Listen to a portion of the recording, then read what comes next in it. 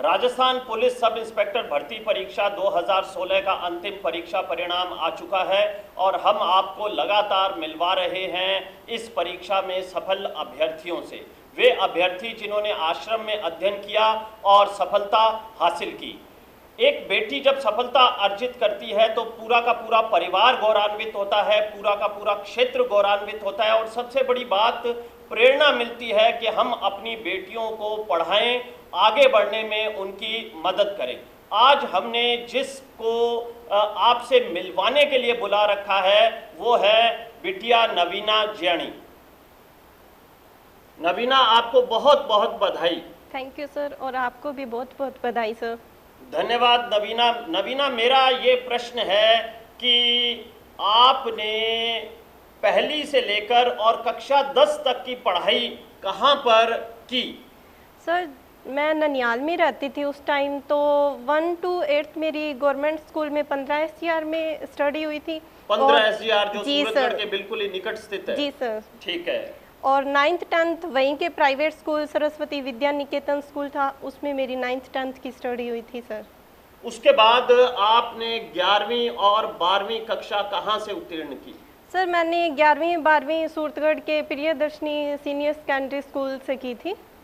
आपने कक्षा 12 कौन से सन में उत्तीर्ण की थी? सर, 2012 में। 2012 में उत्तीर्ण की। विषय क्या थे आपके पास? सर, मेरे पास फिजिक्स, केमिस्ट्री, मैथमेटिक्स थे sir. Non medical student. Non medical student थी आप। कितने प्रतिशत अंक अर्जित आपने किए? सर, मेरे 67% बने थे एग्जैक्ट। और 10th में आपके कितने प्रतिशत अंक थे?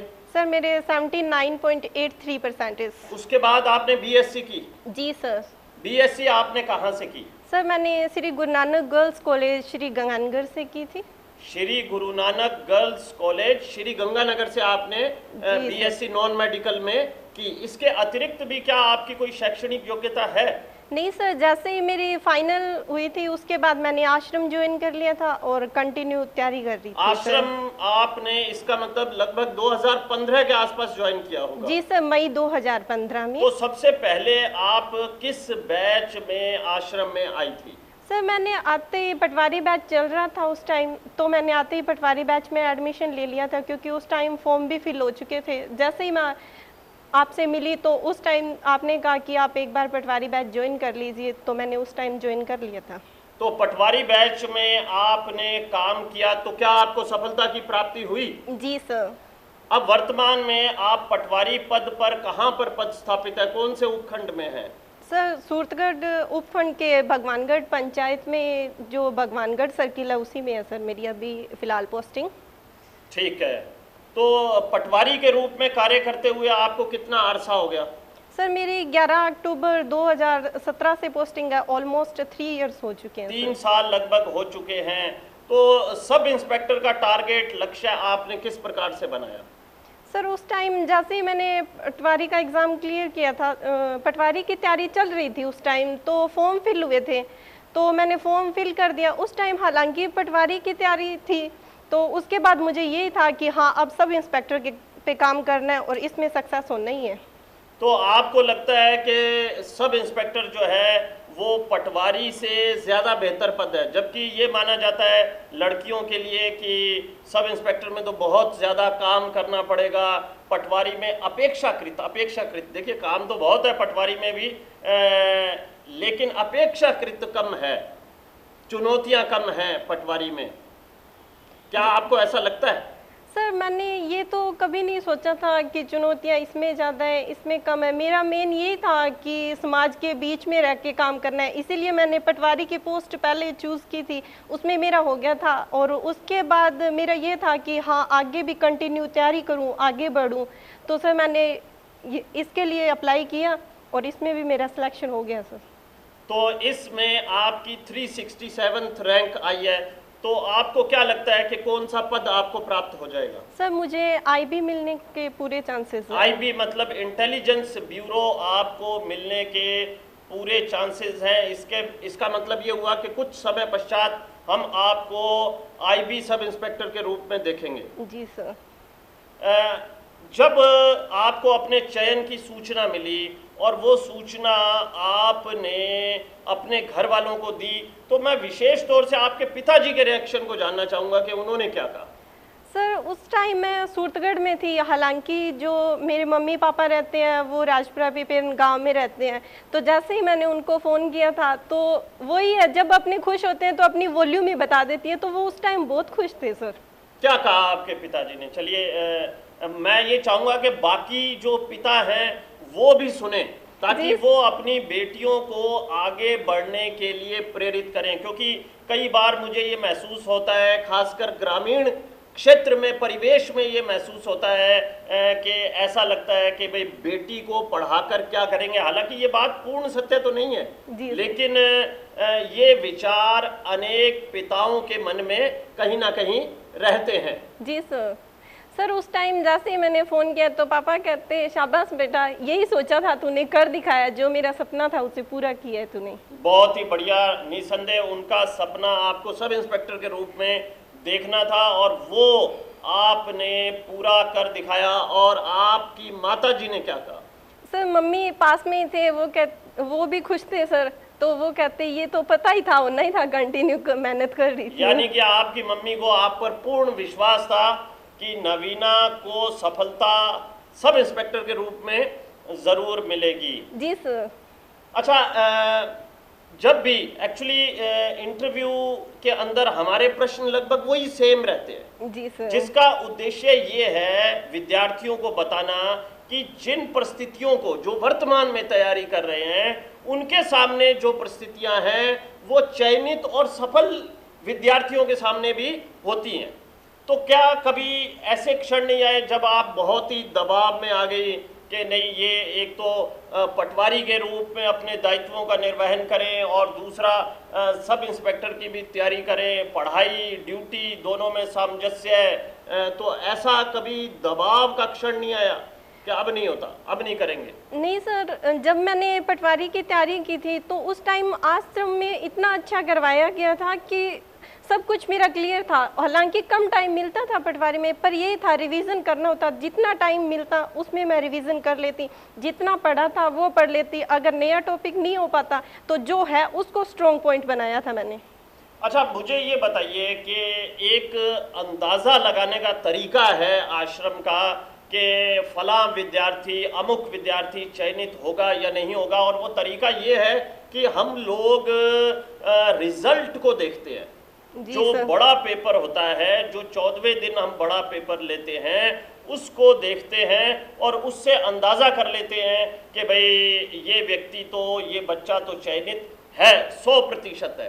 तो आपकी सब इंस्पेक्टर के बड़े पेपर्स में क्या रैंक आती थी सामान्य तौर पर? सर मेरी ऑलमोस्ट टॉप 10 में ही रैंक आती थी, बाई चांस टॉप 15 में आ जाए कभी कभार आई थी। टॉप 15 से नीचे आप कभी भी नहीं सर, नहीं गई? नहीं सर। अच्छा, एक क्या है कि कई बार अड़ोसी पड़ोसी, अब मैं कोई आक्षेप नहीं लगा रहा किसी पर, गांव वाले रिश्तेदार ये कह देते हैं कि अब बिटिया जो है वो पटवारी तो लग गई है, अब इसका विवाह करो, इसके हाथ पीले करो और इसको अपने घर भेजो। आपके पिताजी को क्या किसी ने नहीं कहा कि भाई जल्दी से आप बिटिया की शादी करो? नहीं सर, ऑलमोस्ट गांव वाले बोल देते हैं, लेकिन पापा को मुझ पे पूरा विश्वास था। उन्हें ये था कि इसमें कुछ प्रतिभा है, ये कुछ करके दिखाएगी, तो वो जवाब भी देते थे, कहते कि प्रतिभा है, इसे उभरने दीजिए, इसे टाइम दीजिए। तो सर फुल टाइम दिया था उन्होंने, फुल सपोर्ट किया था सर मेरा। बहुत ही बढ़िया। और अब गांव में ओवरऑल एक क्या माहौल बना हुआ है राजपुरा पिपेरन में और आपके ननिहाल 15 SGR में? क्या सोच रहे हैं सभी लोग? वो रिएक्शंस हम लोग जानना चाहते हैं जो आपको प्राप्त हो रहे हैं। सर जैसे ही मेरा रिजल्ट आया था, गांव वालों को जैसे ही पता चला तो सारे बहुत खुश थे। उन्हें ये था कि हाँ, पापा को फिर बाद में बोलते कि हाँ आपने सही बोला था कि सक्सेस होंगी। फिर अब तो वो भी बोल रहे हैं कि हमें तो पता ही था, ये होना ही था, जो लोग मतलब पहले बोलते थे वही। और सर ननियाल है, वहीं पे मेरी पोस्टिंग है, तो उस टाइम वहाँ पे जैसे अभी मैं पटवारी हूँ तो उनको तो सबसे पहले ही पता लग गया था कि हमारे पटवारी का चयन हो चुका है। सही में तो बहुत खुश थे सर। उनकी तो वैसे भी इंटरव्यू होने वाला था, उस टाइम भी कहते थे कि हाँ हमारी शुभकामनाएं आपके साथ हैं, आप सक्सेस हो, हम खुद चाहते हैं अच्छी पोस्ट पे जाओ। बहुत ही बढ़िया नवीना, जो बात आपने बताई इसका मतलब एक सकारात्मक माहौल चारों तरफ जो आपकी सराउंडिंग है वहाँ पर बना हुआ है कि भाई बेटियों को पढ़ाना चाहिए। नवीना, मुझे ये बताएं कि क्या आपको आश्रम की कक्षा का कोई रोचक किस्सा ध्यान में है जिसमें आप बड़े तनाव में आ गई हों या आप घबरा गई हों कि ये अचानक क्या हो गया? जी सर, वैसे तो सर 2015 से कंटिन्यू आश्रम में थी मैं, तो एसआई का बैच मैंने ज्वाइन किया ही था, 2 दिन हुए थे। तो कीर्ति सर हमें पढ़ा रहे थे उस टाइम। अच्छा, कीर्ति आहूजा सर जो कि इकोनॉमिक्स पढ़ाते हैं। जी सर। ठीक है, ठीक तो है। पास वाली लड़की कुछ बोल रही थी तो सर को ये लगा कि ये क्लास के बीच में बोल रही है, बाई चांस मुझे खड़ा कर लिया गया। तो उन्होंने क्वेश्चन पूछे तो मैंने कहा सॉरी सर मुझे ध्यान में नहीं है, अभी तो फिलहाल नई हूँ मैं।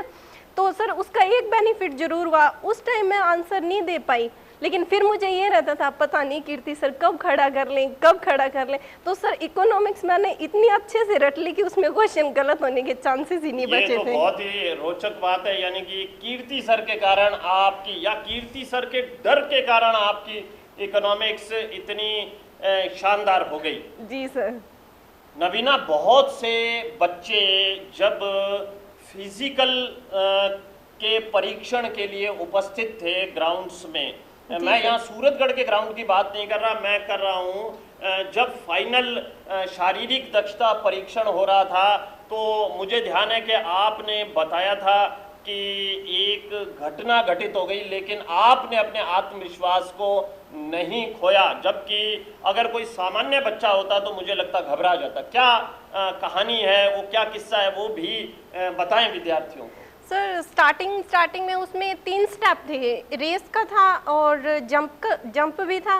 रेस और लड़कियों में रेस कितने मीटर थी? सर 100 मीटर थी। ठीक है। तो और यस सर, जो फर्स्ट जो स्टेप था जो हमें क्लियर करना था वो रेस थी। सर मेरा फर्स्ट ही स्टेप था तो आधी दूर जैसे ही मैं दौड़ी उसके बाद मैं गिर गई थी। तो सर ये तो था कि हाँ गिर गई हूँ, लेकिन मुझे ये था कैसे भी करके क्लियर करना है। तो सर हाथों हाथ में खड़ी होके वापस मैंने मेरी रेस कंप्लीट की थी। और आपके कोई चोट वोट लगी थी? सर दोनों पैर मेरे इंजर्ड हो गए थे बुरी तरह।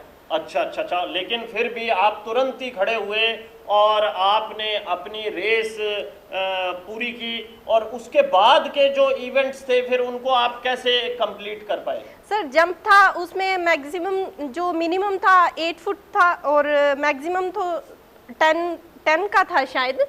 तो सर मेरा 9.6 फुट लगा था उस टाइम जंप, और शॉर्ट पुट था सर 15 मीटर तक फेंकना था, हालांकि 18 मीटर तक गया था मेरा। बहुत ही बढ़िया। तो ऐसा नहीं था कि गिरने के बाद आप घबरा गए हों या कहीं दबाव या आत्मविश्वास की कमी अपने भीतर आपको महसूस हुई हो? नहीं सर, मुझे ये था कि हाँ रिटर्न में इतने अच्छे मार्क्स हैं तो हर हाल में ऐसा ही तो लगना ही है चाहे कुछ भी हो। तो सर मैंने अपना कॉन्फिडेंस नहीं खोया और कंटिन्यू जारी रखा मैंने मेरा जो फिजिकल था। बहुत बढ़िया नवीना। अच्छा नवीना, बहुत ज़्यादा लंबी बात हम नहीं करते हुए ये जानना चाहेंगे कि आप क्या संदेश देना चाहेंगी जो लोग इस वीडियो को देख रहे हैं उन्हें? सर फर्स्ट ऑफ ऑल तो यही है कि पहले हमारा टारगेट डिसाइड होना चाहिए कि हमें करना क्या है। उसके बाद टारगेट को अचीव करने के लिए मेहनत की ज़रूरत होती है, तो कंटिन्यू प्रयास करें। अगर कभी भी मार्ग से थोड़ा विचलन हो तो उस टाइम अपने माता पिता का स्मरण करें कि उन्होंने किस सपने के साथ हम लोगों को भेजा है, तो शायद हम विचलित हो ही ना उस टाइम। और मेन यही है, जो आश्रम के स्टूडेंट हैं उनसे मेरा यही कहना है कि जो शेड्यूल दिया जाता है उसमें बिना कोई क्वेश्चन मार्क किए उस शेड्यूल को फॉलो करें, 101% सक्सेस होंगे। और जो भी पेरेंट्स हैं जो लड़कियों को एट ए टाइम नहीं पढ़ा रहे हैं उनको भी मेरा यही कहना है कि आप भी अपनी बेटियों को उभरने के लिए मौका दें ताकि वो भी सक्सेस हो सके। बहुत धन्यवाद नवीना, आपने बहुत सारी जानकारियां दी। हमने आज के आपके साक्षात्कार में परीक्षा प्रणाली पर चर्चा ना करके, आपकी तैयारी की विधा पर चर्चा ना करके जिस बिंदु को केंद्र में रखा, वो बिंदु ये है कि अपनी बेटियों को पढ़ाएं, क्योंकि आपकी बेटी आपके नाम को गौरवान्वित करेगी। बस उसे अवसर प्रदान करें। बहुत बहुत धन्यवाद। जय हिंद, जय भारत।